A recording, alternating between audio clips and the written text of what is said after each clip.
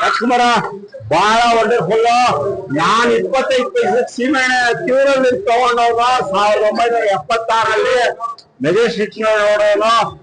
This frame ಈ brought 1980 the feeling of it. ನಾವು ಹೇಳ್ಬಾರ್ದು, ಕಾಟನ್ಪೇಟೆ, ಕಬ್ಬನ್ಪೇಟೆ, ಕಿಲಾರಿ ರೋಡ್ ಎಲ್ಲಾ ಬೆಳೆದವರು, ಮೆಜೆಸ್ಟಿಕ್ ನೀಡಿದವರು. ಬಟ್ ಈ made the history, is always made in the history. ಕರಿಯಲ್ಲಿ ತೋರಿಸಿದ್ರು, ಕೇಡಿಯಲ್ಲಿ ತೋರಿಸ್ತಾ ಇದಾರೆ. ಇನ್ನೂ interview, the story is changing. ಅವ್ರು ಮೊದಲೇ ಹೇಳಿದ್ರೆ the whole movie is trailer, it's beyond the trailer. ಯಾಕಂದ್ರೆ ಎಲ್ಲಾ imagination we must create the story. ಯಾಕಂದ್ರೆ ರಮೇಶ್ ಬಂದ್ರು, ಇವರು ಬಂದ್ರು, ಆಯಮ್ಮ ಬಂತು, ಅವನ ಸಂಜಯ್ ದತ್ ಬಂದ, ಕಳ್ಳಯ್ಯಪ್ಪ, ಇವಾಗ ಕಾಲಭೈರವ ಬರ್ತಾರೆ. ನೆಕ್ಸ್ಟ್ ಯಾರು ಬರ್ತಾರೆ ನಮ್ಗೆ ಗೊತ್ತಿಲ್ಲ. Thank you.